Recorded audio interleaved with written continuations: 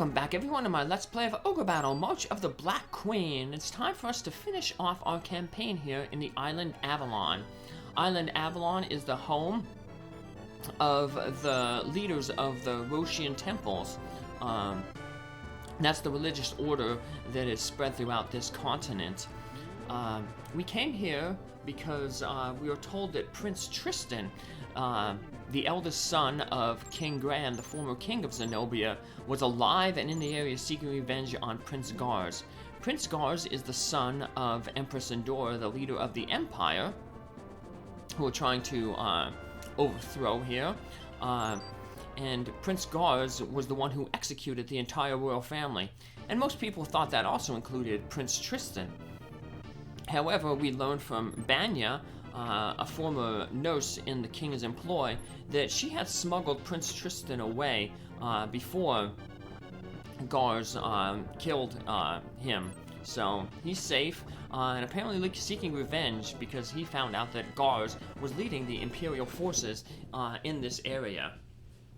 So, unfortunately, like I said, we haven't found Prince Tristan, but we did find somebody else who's seeking revenge on Prince Gares, and that is Aisha.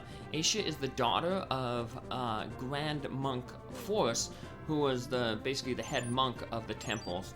But like the royal family, Forris was executed by Gares, and he executed her because she refused to bow to the Empire and listen to the demands. She basically said that, hey, us monks, we only bow to the gods, and we're not going to, kneel to the Empress. So Gares hoped to make an example of her and to cow the rest of the population of monks in the area by, like I said, executing her. But it turned out that instead he just got the wrath of the monks, including Aisha here, who's seeking revenge. We found her in a hidden temple in the mountains, and she asked, of course, to join the rebellion. She's unique compared to most other special characters in that you don't necessarily have to have a reputation or an alignment requirement. All you have to do is basically just go find the temple that she's hiding at, and she will, offer to join the rebellion. Most other special characters, have some sort of requirement, be it a high reputation or a low reputation. Most of the time, of course, high reputation and a good alignment. But Aisha's different. So, like all the other special characters, though, she has inflated stats compared to other characters. Like, she's a shaman. Her stats will be much better than a shaman that we grew from, level 1 Amazon. So if you are using special characters, I'm not, she make a really good, like princess or another spellcasting unit because of her very high enhanced intelligence. We'll only be using her when she has special dialogue with bosses, which will include Gares, obviously, in this map. So she also came with 2 knights and 2 mermaids. Those 2 mermaids are the first of mermaids that we got in our army. So I said earlier that you could recruit mermaids from the sea in this region, but like I said, there's no use for us looking for random for neutral encounters in this area because I knew that we were going to get some mermaids when we recruited Aisha and her unit. So you can also get angels in this area, or new octopi. All the random encounters are in the sea. So, and we got speaking of characters there, we got a full moon. That is an item that we can use in a unit as long as it's not a full unit. So for instance, Orpheus' unit can use that right now. And it summons a were-tiger. A were-tiger is very similar to a werewolf, in that it's just the normal human fighter during the day, but at nighttime it turns into a tiger man. So just basically a palette swap, where the werewolf is, like blackish gray. The were-tiger will be like an orangish. So But yeah, so it's a little bit it has a little bit better stat growth than the werewolf. But unlike the werewolf, which has 3 attacks on the front row, the were-tiger only gets 2. But still going to be a worthy addition to our army. And so we got, like I said, now the were-tiger and the mermaids. We ended up getting 2 new type of units for our army. Speaking of the mermaids, we can see them right here. In the front row, they act similar to knights. They have 2 attacks. In the back row, they have a blizzard attack, which is an ice-based elemental. So, I guess they can be, because they're female, I guess you can basically make a parallel to the Valkyrie unit. But they don't have 2 attacks from the back row like the Valkyrie does. But otherwise, they're similar. You know, they attack with a spear.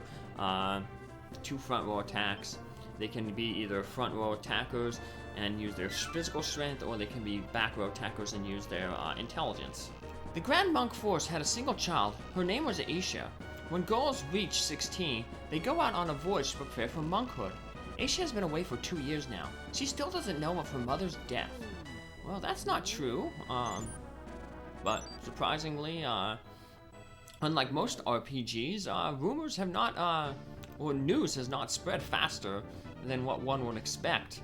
So yeah, Aisha has been back and does know of her mother's death, but these people don't necessarily know that. But we know that, and that's why we're sending her to confront Gares. But first she has to get past this wild man unit here.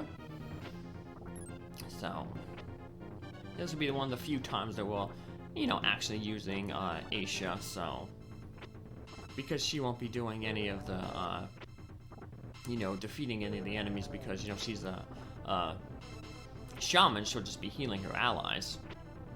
She won't be gaining much experience, so it's not that bad. She's not going to be gaining any levels, so. But she was forced to retreat there, so we'll send out a different unit instead to finish off that wild man unit, which looks to be the final remaining unit standing in the way of us finishing this campaign finally. Even though the island is pretty small, you know, we've been on here for 3 episodes. This is our 4th episode on the island, so spend a good amount of time here on it. So we'll just start moving the rest of our army toward the base there, the enemy base, to confront Gares. So even though we're gonna want to have Aisha confront Gares, we're not really gonna have her fight Gares. We'll send one of our better attacking units out there instead. So we're just making her talk with Gares to get that special dialogue. We'll also continue to liberate the remaining cities and temples. And that wild man unit is retreating. So, Orpheus may have to get back into the fray here. So, we might be able to cut it off though with that witch unit if we move it. But, we'll see how it goes. If Orpheus has to fight, he has to fight. When Bancroft has been attacked by a neutral character, let's see which of the 3 types it is. It's the octopus. We don't need the octopus. If it was a mermaid, we wouldn't need the octopus. We wouldn't need the mermaid either. So we'll just fight. If it was an angel, we would have recruited it. Although we're not going to go out of our way to find an angel here. You could recruit angels with your princess. If you have room in the princess's unit, just move them onto a city, and she could recruit angels. But we'll end up getting 2 angels for free later on when we recruit a special character. So no hurry to get angels. So we did see angels earlier. There were some angel enemy units. So we got a Fool card. That'll be good, especially against Gares or any other leader. because it makes all the non-leader characters flee. Have you seen the Black Knight? I've never seen anyone who looks so scary. He is covered in black armor. It makes him look like one of the ogres of legend. I get goosebumps just thinking about it. Scary guy. And Gares is kind of scary looking, so he is a small unit like leaders are, but he looks really, really big. So you'll hear people comparing him to the ogres of legend. So yeah, he's a big dude, big scary dude. And he's gonna have big scary dragons with him, so that's why it'd be nice to have that Fool card, or if you have a Fool card, to hold it on for this battle. Gares, being the Black Knight, is going to be weak against white magic, so if you have some white magic weapons, throw them on your frontline characters. Or if you have a character that uses white magic, like the princess, or you have your angels that have the banish spell from the back row, they'd be useful against Gares. Donk. And let's see if our worm here is going to be useful. He started off really poorly this episode, but I guess now he's making up for it, so. Alright, and we finally finished off this last remaining unit, and Orpheus didn't have to get his hands dirty. Well, he did a little bit earlier, but glad we didn't have to get him having to fight that other unit there, so. Hey, we got a bunch of wizard units just hanging out next to each other. So, we'll heal everybody up while we're waiting for Aisha's unit to make her way to confront Gares. Just do a quick check, so make sure we got all the units coming up here, all the cities liberated. So Gares, being a Black Knight, we probably want to confront him during the daytime. Remember, evil units fight better at night because they have lower alignment. And we can shift our characters around a little bit here. We'll try to do some chip damage against Gares. We'll throw the mermaids in the back row. That way they can target the leader with their spells. We'll give this hero sword. It is a let's see, what type of sword is it? It's an ice sword. Gives plus 15 strength. And then we'll give the Kusanagi blade, which also gives plus 15 strength, but it's white magic. We'll give that to the other knight. Hopefully they can get some more damage on Gares to weaken him up a little bit. And we'll just keep sending in our other units to, swarm Gares. I am Aisha, the daughter of the Grand Monk Forris. Not only have you destroyed the piece of this continent, but you have killed my mother. I must have revenge. Ha ha ha, a little brat like you against me? Very well, I'll show you well how weak your gods are. Alright. And there is Gares in the back row there, and he has two black dragons with him. They are the low alignment dragons. We'll use our Fool card to scare them away. And hopefully we can deal some good damage here to Gares. We also have a nice other Fool card, so if we fight him again. Gares has 3 attacks. He's always going to start off with this hit all attack. Good damage there with the white magic. And then after that, he's going to have 2 solo attacks. So unfortunately, Aisha went first and wasted one of her healings. It would be nice, if she would have used it after, but Gares hits hard because, he's a big dude. He has the strength of an ogre, so we'll just, what we'll do is we'll just retreat. We don't want to potentially lose any of our characters there, so let's send in the other units.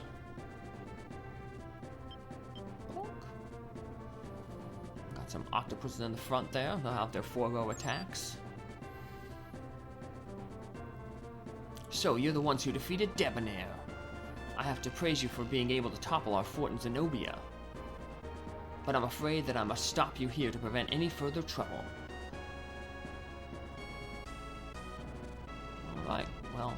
feeling you're not gonna stop us. Be warned that there's no way you can defeat me, not the immortal Black Knight Gares. Alright, well, let's see if we can take him out. Unfortunately, our imps use Nightmare, which is a black magic spell. So, they're not going to deal too much damage to Gares, but they do get 2 attacks, so it's better than nothing. Like I said, we're just going to chip away at him, scare away his dragons. We won't have any healing here, but Raven Men there, well, they have low alignment, so and good resistance to black magic, so they will be able to resist that evil ring pretty decently. But by the same token, it looks like while they're not taking a lot of damage from Gares, they're not really doing a lot of damage to Gares. So yeah, we may not in the end. Yeah, and he just keeps avoiding all our spells. Uh-oh. Well, we better run away. Otherwise, he'll use that axe attack and take out that other Raven Man there or the Raven Man who he injured, so. Might have been better if we, might have equipped those Raven Men with, some weapons. So we'll take these weapons off the knights that we used and give them to somebody else. Thankfully, like I said, our armies, have, like, what they call it, the bag of sharing, where we can just take a sword off one unit and teleport it somewhere else and have a unit basically all the way across the map still use it, so. And we'll just equip those weapons on whoever ends up going after Gares, so. Our knight, he needs a weapon. Give it to the other knight. Little. We could probably move that samurai then to the back row, because then he'll have that physical attack that will be able to target Gares.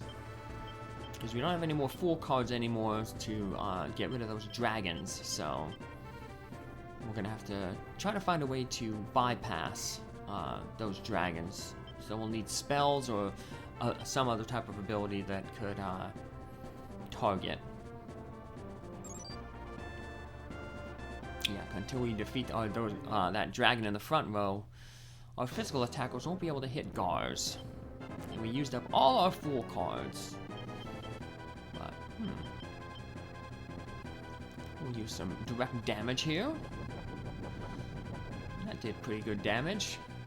Now our Valkyrie and Samurai hopefully can deal some other good direct damage. Set it on the leader. Now we don't want those dragons targeting our characters, so let's hopefully, yep, we hit them both with the Lover's card, so now instead of attacking potentially that octopus and putting a hurting on him, he's low on hit points, they'll hopefully attack Gares. Now there's obviously the chance that they can attack each other, but who are they going after? Yay, he went after Gares. Alright. And the other one, unfortunately, went after his buddy. But we could finish off Gares here. But we missed. Doe. But. Ooh, well, the octopus will survive another round. So we can finish off this entire fight. Because we don't have to worry about Gares hitting the octopus. But Gares has to worry about his own dragon taking him out. So, woohoo! Well, we get the victory. It doesn't matter who took Gares out. We win. How could you possibly defeat me? We didn't. Your own dragon did. How could I lose? It's impossible. I'm immortal. Just wait. I'll send you all to...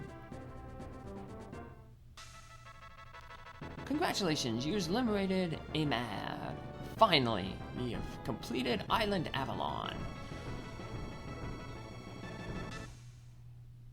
And we're gonna head back here to, see what the people have to say now that we've liberated them from the clutches of the Empire. Now, before we go back to visit the people and what they say, you would have wanted to go back to the slums of Zenobia and talk with Nurse Banya to get the Key of Destiny, because if you have the Key of Destiny, you'll get special dialogue in one of the cities here, so. And I will point it out when we get there, so. But let's just, in the meantime, let's check out everybody else. Thanks to you, Avalon is again peaceful. Thank you very much. You're welcome. Just fly around the island.